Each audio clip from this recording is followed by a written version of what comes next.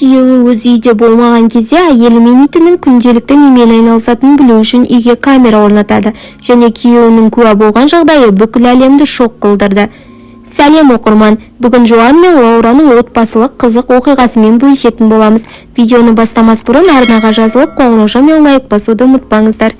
Жоан және Лаураның үйленгендеріне 2 жыл болған еді, және олар өздерінің сүйікті иттері Рекспен бірге тұрды. Ұзақ уақыт бойы олар өте бақытты өмір сүрді.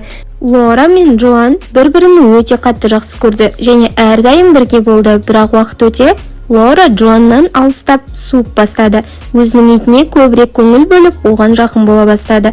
Жоан болса өте қатты көңілі түсіп, осы болып жатқан жағдайларға алаңдай бастады. Әйелі мен итіне күмәнмен қараған Жоан иті мен әйелінің арасында бірдеңе барын түсінді. Сол үшін ол барлық бөлмеге жасырын камера орнатып, шындықты өз көзімен көремін деп шешім қабылдады. Бірақ ол камера жазбасындағы видеоны көріп, бірден полиция шақырды. Камера жазбасындағы әйелінің итімен жасағандарын көрген көршілері де шок болды. Егер жалғасын тыңдағыларыңыз келсе, комментарийге плюс қалдырыңыздар. Комментарий қаншалықты көп қалдырылса, соншалықты тезірек жалғасын шығаратын боламыз. Екінші бөлімде кездескенше оқырман.